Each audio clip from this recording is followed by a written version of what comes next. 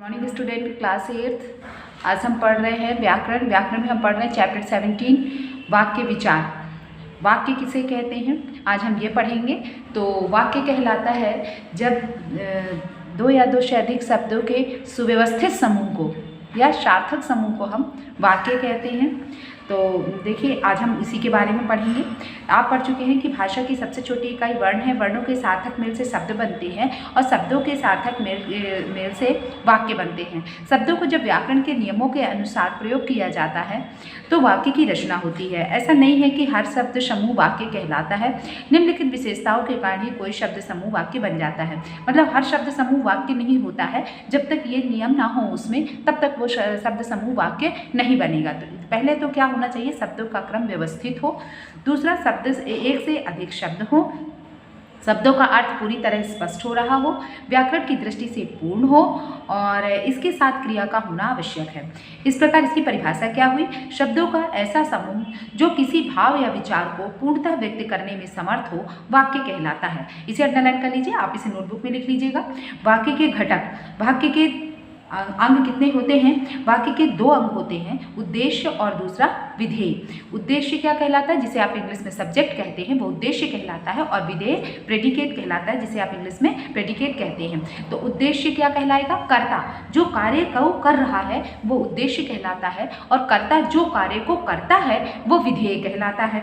देखिए आपकी बुक में भी समझाया गया है, वाक्य में जिस प्राणी अथवा वस्तु के विषय में कुछ कहा जाए उसे उद्देश्य कहते हैं। जैसे लड़का क्रिकेट खेल रहा है तो इसमें लड़का क्या है? उद्देश्य है। और क्रिकेट खेल रहा है उसका क्या है? प्रेडिकेट, जिसे आप विधेय कहते हैं।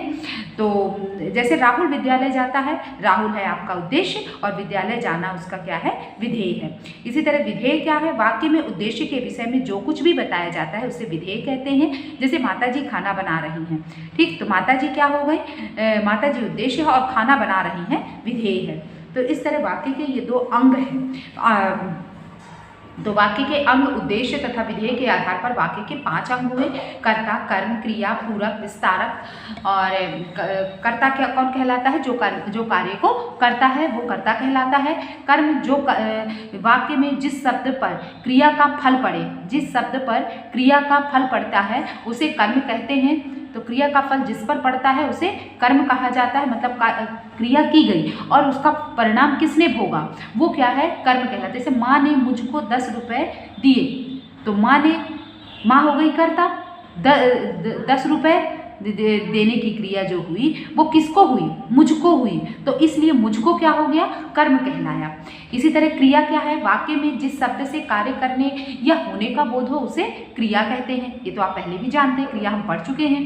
क्रिया वाक्य का आधार होती है, इसके अभाव में वाक्य अपूर्ण होता है। जैसे वह जाता है, इस वाक्य में जाता है क्रिया है, जाना क्या हो जाती है? क्रिया कहलाती है। इसी तरह पूरक क्या है? कुछ क्रियाएं अपूर्ण होती हैं, वे अपना अर्थ पूर्ण करने के लिए पूरक लगाती हैं, अतः वाक्य में कथन को पूरा करने के लिए पूरक लगाया जाता है। जैसे महात्मा गांधी भारत के राष्ट्रपिता हैं, तो उपयुक्त वाक्य में राष्ट्रपिता शब्द पूरक है। विस्तारक क्या कहलाता है? कभी कभी वाक्य में विशेषण तथा क्रिया विशेषण के अतिरिक्त अन्य शब्दों का भी प्रयोग होता है, उन्हें विस्तारक कहते हैं। जैसे गत रात्रि राजस्थान में बाढ़ आ गई, इस वाक्य में गत रात्रि विस्तारक है। वाक्य का वर्गीकरण, वाक्य को 2 आधारों पर वर्गीकृत किया गया है। वाक्य को 2 भागों में बांटा गया, अर्थ के आधार पर और रचना के आधार पर। अब अंग और प्रकार में अंतर है। अंग कहलाए हैं वाक्य के अंग, मतलब तो उद्देश्य और विधेय है। और वाक्य का वर्गीकरण मतलब वाक्य को कितने भागों में बांटा गया? 2 भागों में बांटा गया, अर्थ के आधार पर, रचना के आधार पर। तो अभी हम अर्थ के आधार पर पढ़ेंगे। तो अर्थ के आधार पर वाक्य के 8 भेद होते हैं। तो अर्थ के आधार पर वाक्य को 8 भागों में बांटा गया। पहला है विधानवाचक वाक्य, जिसे हम सरल वाक्य भी कहते हैं। दूसरा निषेधवाचक वाक्य, तीसरा प्रश्नवाचक वाक्य, चौथा आज्ञावाचक, 5वां इच्छावाचक, 6वां संदेहवाचक वाक्य, 7वां विस्मयवाचक वाक्य, 8वां संकेतवाचक वाक्य। विधानवाचक वाक्य क्या कहलाते हैं? जिस वाक्य में क्रिया के करने या होने के सामान्य रूप का बोध होता है उसे विधानवाचक वाक्य कहते हैं। जैसे मजदूर काम कर रहे हैं, राहुल टीवी देख रहा है, चंद्रमा एक उपग्रह है, पृथ्वी गोल है।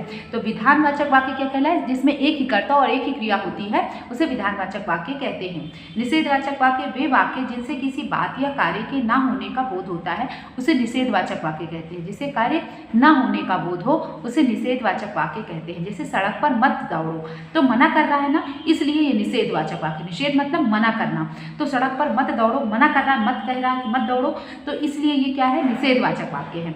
नेहा बाजार नहीं जाएगी, नहीं लगा हुआ है इसलिए निषेधवाचक वाक्य है। वह दिल्ली नहीं गया, नहीं लगा हुआ है इसलिए निषेधवाचक वाक्य है। ठीक है, इस तरह वाक्यों को पहचाना जाता है और वाक्यों का परिवर्तन किया जाता है। जैसे निषेधवाचक वाक्य से प्रश्नवाची वाक्य बनाइए, प्रश्नवाची से आज्ञावाचक बनाइए, कुछ भी दे सकता है, निर्देशानुसार आपको परिवर्तन करना होता है।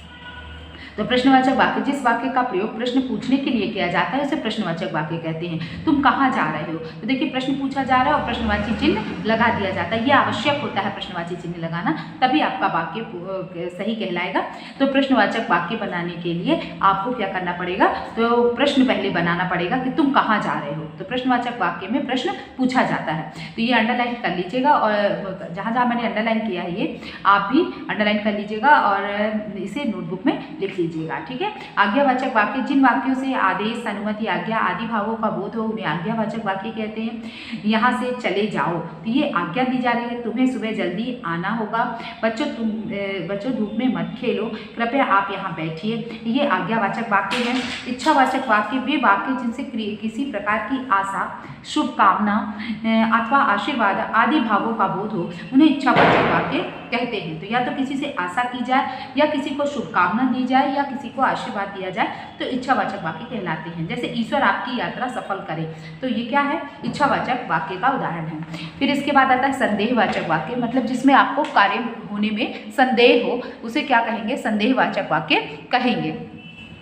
जिन वाक्यों में से कार्य के होने में संदेह अथवा भ्रम का बोध हो उन्हें संदेहवाचक वाक्य कहते हैं। जैसे राधा मुझे भूल चुकी होगी, उसका आना मुश्किल होगा, मतलब आए या ना आए, संदेह है कार्य में, शायद वर्षा हो, ऐसे सब वाक्य जो है क्या कहलाते हैं? संदेहवाचक वाक्य कहलाते हैं। इसके बाद आता है विस्मयवाचक वाक्य, भी वाक्य जिनसे किसी प्रकार का हर्ष, विस्मय, शोक, घृणा आदि मनोभावों का बोध हो उन्हें विस्मयवाचक वाक्य कहते हैं। जैसे छी छी, ये विस्मयादिबोधक चिन्ह है तो लगा होता है, तो पहले विस्मयादिबोधक चिन्ह भी लगा हो और ये छी छी, ओफो, अरे यार, शाबाश, ऐसे शब्द जहाँ लगे होंगे वो क्या होगा? विस्मय सूचक वाक्य कहलाएगा। छी छी, इतनी गंदगी, आह कितना सुंदर पक्षी है, अरे आप कब आए, वाह कितना सुंदर नज़ारा है।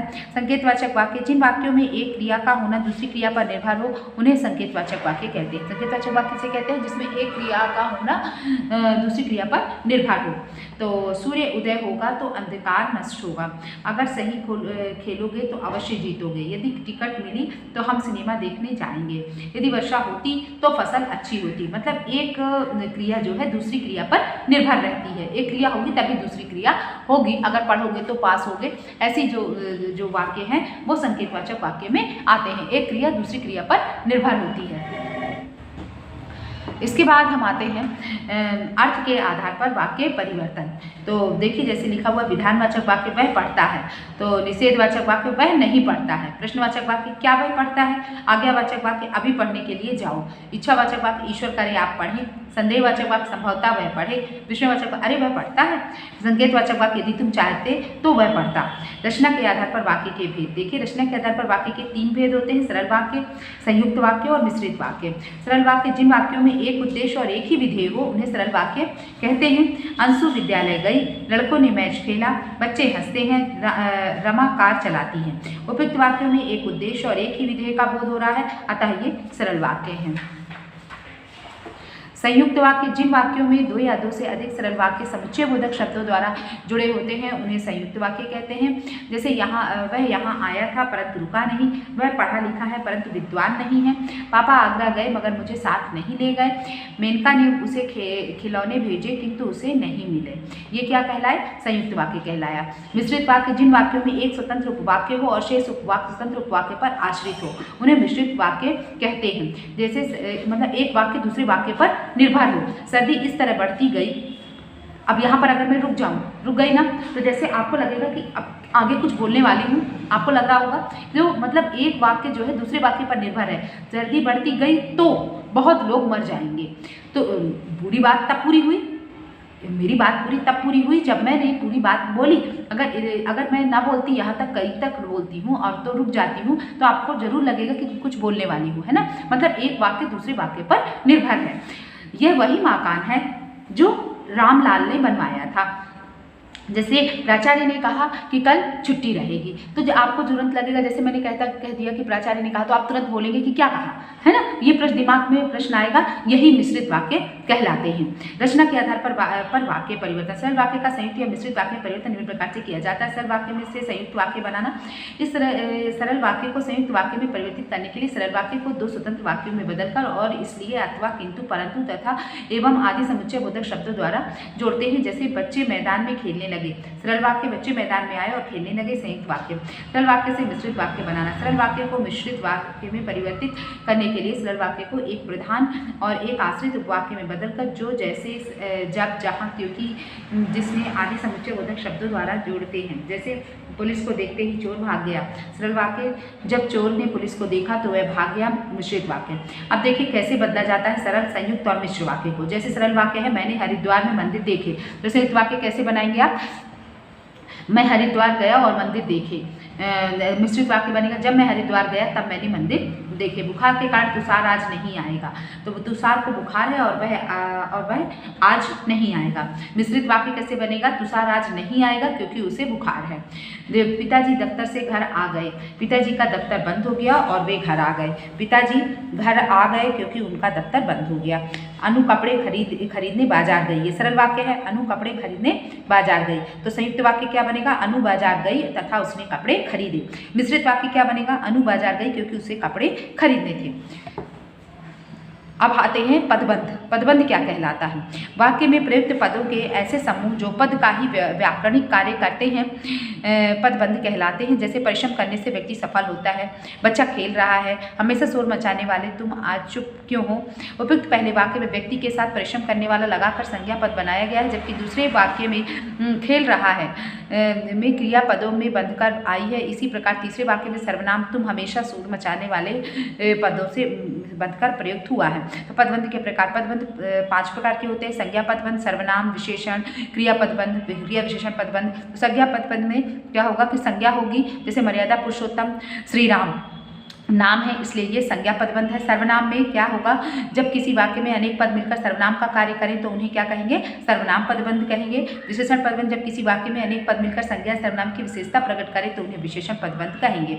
गली में रहने वाला काला कुत्ता कल मर गया। लंबा कोट पहनने वाला बूढ़ा व्यक्ति कल हमारे घर आया था। क्रिया पदबंध जब किसी वाक्य में अनेक पद मिलकर क्रिया का कार्य करें तो उन्हें क्रिया पदबंध कहते हैं। जैसे मक्खियाँ मिठाई पर भिनभिना रही हैं, माली पौधों को पानी दे रहा है। क्रिया विशेषण पदबंध जब किसी वाक्य में अनेक पद मिलकर क्रिया की विशेषता प्रकट करें तो उन्हें क्रिया विशेषण पदबंध कहते हैं। जैसे बगीचे के चारों तरफ ऊंची दीवारें थी, श्याम का घर अक्षरधाम मंदिर के सामने है, तो ये क्रिया विशेषण पदबंध कहलाते हैं। जिसमें कि क्रिया की विशेषता प्रकट करे वो क्रिया विशेषण पदबंध कहलाते हैं। ठीक है, आज हमने क्या क्या सीखा, हमने सीखा सार्थक समूह, सार्थक शब्दों का समूह वाक्य कहलाता है। पदबंध 5 प्रकार के होते हैं, संज्ञा पदबंध, सर्वनाम पदबंध, विशेषण पदबंध, क्रिया पदबंध और क्रिया विशेषण पदबंध।